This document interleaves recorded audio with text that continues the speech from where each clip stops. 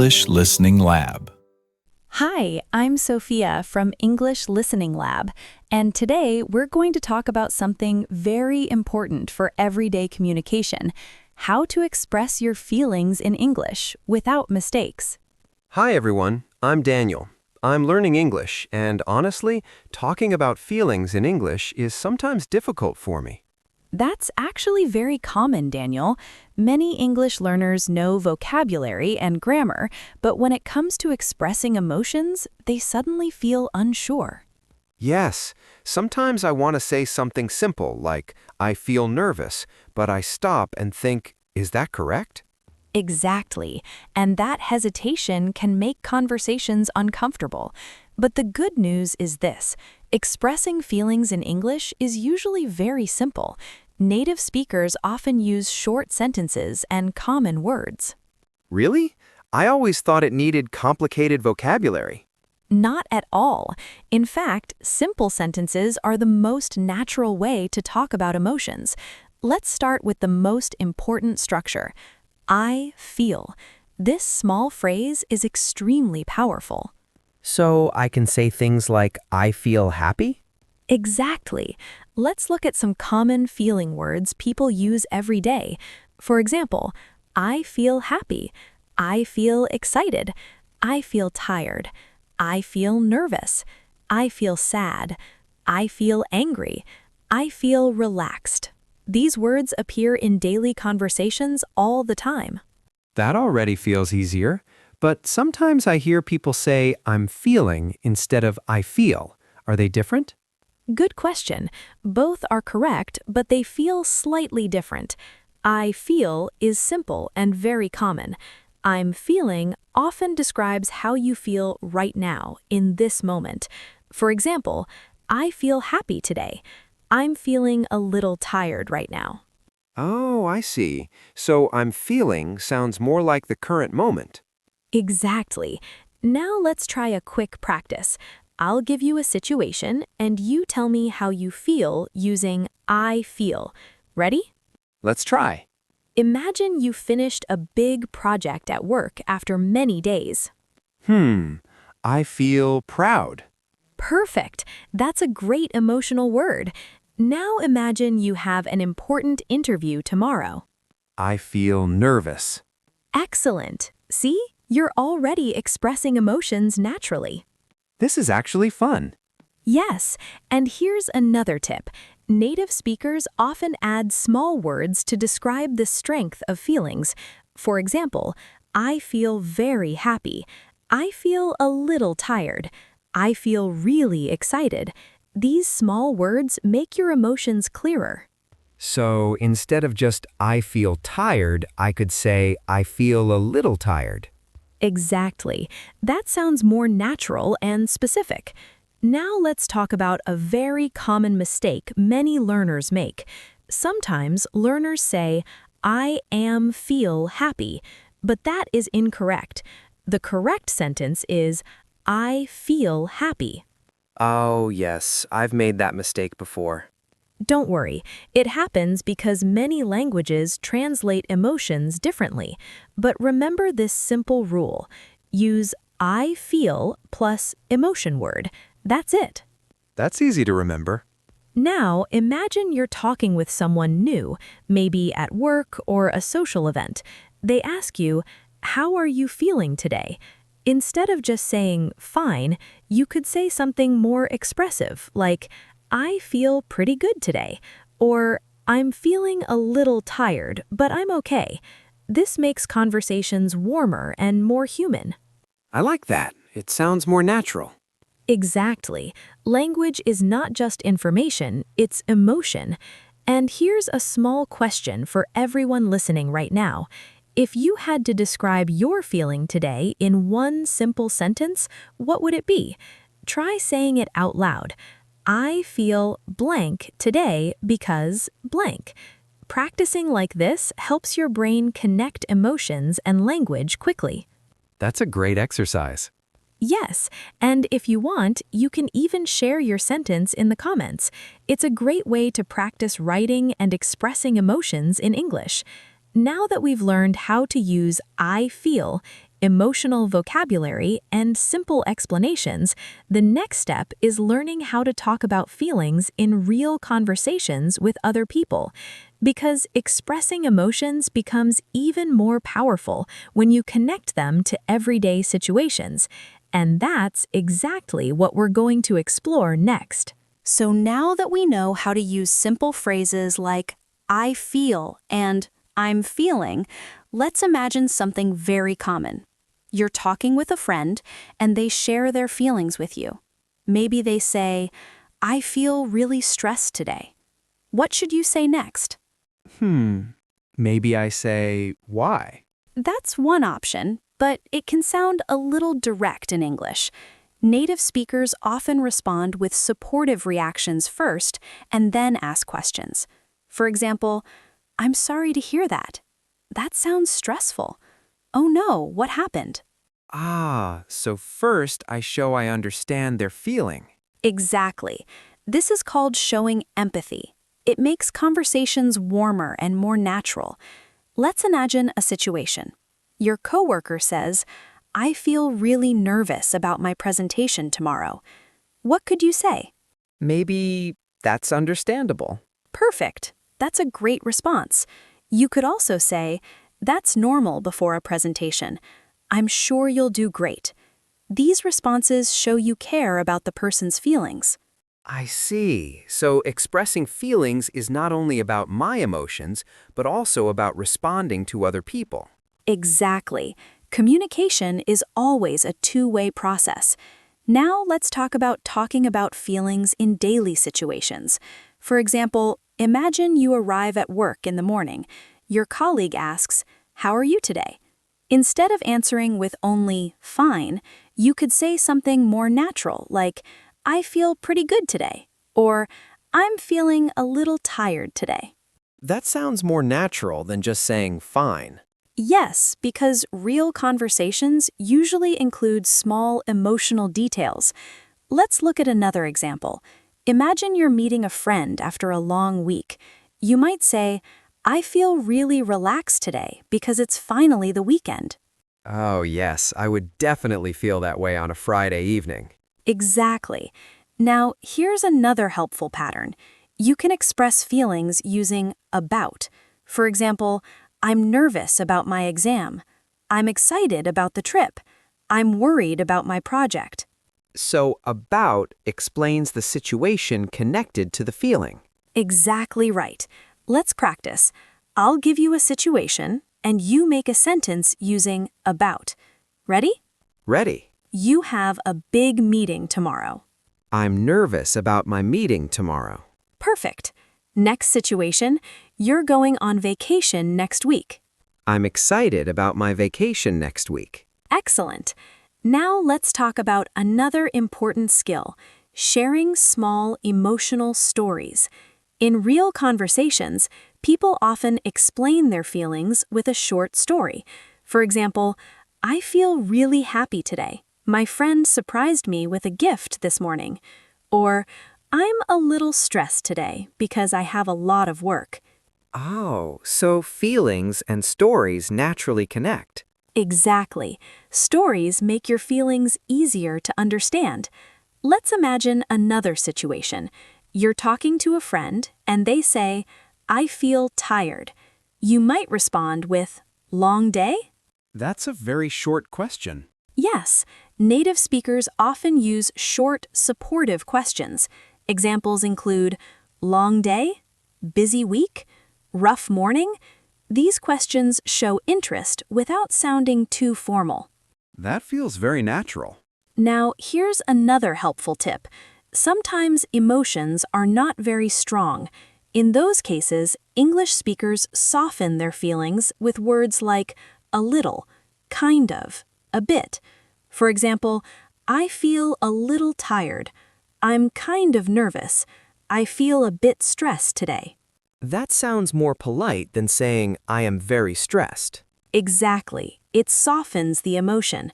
But when emotions are strong, people may use stronger words like really, very, so. Examples, I'm really excited. I feel very happy today. I'm so proud of my team. So the small words change the strength of the emotion. Exactly right. Now, imagine this situation.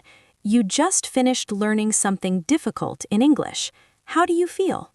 I feel proud because I learned something new. That's fantastic. And you can even say, I'm really proud of myself. That's a great emotional sentence in English. I like that. It feels positive. Yes, and positive emotions are great for building confidence in language learning. Now, here's another small exercise for everyone listening. Imagine these situations and say a sentence out loud. Situation 1, you just woke up after a great night of sleep. You might say, I feel refreshed today. Situation 2, you forgot an important appointment. You might say, I feel a little embarrassed. Situation 3, you received good news. You might say, I feel really happy. Practicing sentences like this trains your brain to connect emotions and English naturally. I noticed something interesting. These sentences are still very short. Exactly. That's one of the biggest secrets of natural English communication. You don't need long, complicated sentences to express feelings. Short sentences are usually clearer and more powerful. Now, imagine you're talking with a friend and they share something positive. They say, I'm really excited about my new job. How could you respond? Maybe that's amazing. Perfect. You could also say, that's great news. I'm happy for you. That sounds exciting. These responses keep the conversation flowing naturally. I see now that emotional communication is like a small exchange. Exactly. One person shares a feeling and the other responds. This is how real conversations build connection. And the more you practice these small emotional exchanges, the more confident you'll feel speaking English in real life. Now that we've talked about expressing feelings and responding to other people's emotions, the next step is learning how to sound even more natural and confident when talking about emotions in English, because small adjustments in words can make your English sound much more fluent. And that's what we'll explore next. So now you can express feelings with simple sentences, explain your reasons, and respond to other people's emotions. That's already a huge step. But let's take it one step further. In real conversations, native speakers often adjust how strong or soft their emotions sound. This makes their speech feel more natural and polite. What do you mean by adjusting emotions? Great question. Sometimes we want to make a feeling stronger, and sometimes we want to make it softer. For example, imagine you just received great news. You probably won't just say, I feel happy. You might say, I feel really happy, or even, I'm so excited. Ah, so the extra words show stronger emotions. Exactly. Words like really, very, so, and extremely make feelings stronger. For example, I'm really excited about this project. I feel very proud today. I'm so happy to see you. These expressions sound natural in daily conversations. I hear so happy a lot in movies and shows. Yes, that's very common in spoken English. Now let's look at the opposite situation. Sometimes we don't want our emotions to sound too strong. Maybe we want to sound polite, careful, or calm. So we soften our feelings with phrases like a little, a bit, kind of, slightly. For example, I feel a little worried. I'm a bit tired today. I'm kind of nervous. That sounds more gentle than saying, I am very worried. Exactly. Softening emotions is very common in professional conversations or polite situations. Imagine you're at work and something isn't perfect. Instead of saying, I'm angry about this, you might say, I feel a little concerned about this. That sounds much more professional. Yes, and that's an important communication skill. Now let's try another practice moment. I'll describe a situation, and you express the feeling naturally. Ready? Ready. You just finished running 5 kilometers for the first time. I feel really proud of myself. Perfect. That sounds very natural. Next situation. You didn't sleep well last night, and you have a busy day. I feel a bit tired today. Excellent. Now let's talk about something else that makes emotional communication more natural, sharing short personal experiences. Instead of only saying a feeling, people often add a small story. For example, I'm really happy today. My friend visited me this morning. Or, I'm a little stressed today. I have 3 meetings this afternoon. That feels more conversational. Exactly. Stories make emotions easier to understand. Let's imagine a real-life conversation. Your friend asks you, "How was your day?"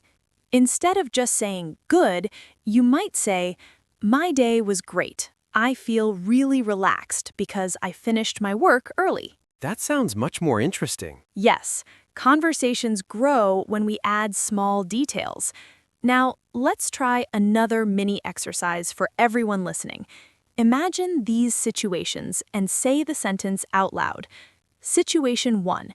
You just passed an important exam. You could say, "I feel so relieved right now." Situation 2. You lost your phone for a moment, but then found it. You might say, "I feel really relieved." Situation 3. You are about to give a speech. You might say, "I feel a little nervous, but also excited." I like that sentence. It shows 2 emotions. Exactly. In real life, people often feel more than one emotion at the same time. For example, I feel nervous but excited. I'm tired but happy. I feel stressed but hopeful. These combinations sound very natural in English. That's interesting because emotions are rarely just one thing. Exactly right. Now, let's talk about confidence when expressing feelings in English. Many learners hesitate because they worry about making mistakes, but remember something very important. People care more about understanding your feelings than about perfect grammar. If you say, "I feel excited about my new job," everyone understands you perfectly. That makes me feel more relaxed about speaking. Good. That's the goal. Now, here's a simple daily practice you can try. Every evening, ask yourself one question. How do I feel today? Then answer it in English. For example, I feel proud today because I studied English.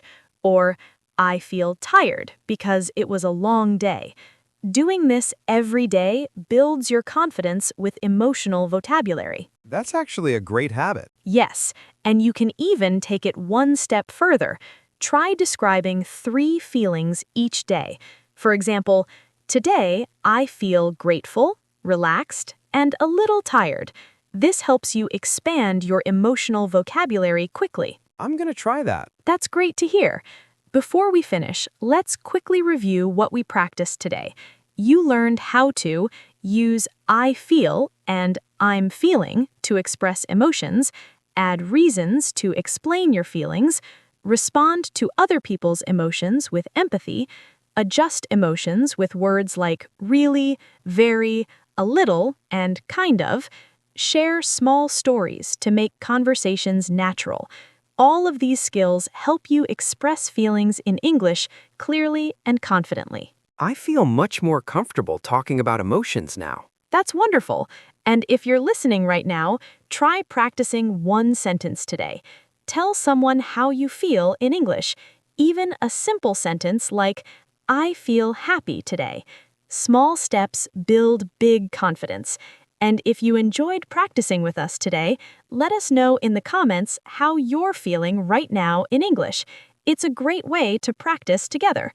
Thanks for spending time with us here at English Listening Lab, and keep practicing, because the more you speak, the more natural English will feel. Thanks, everyone. See you next time.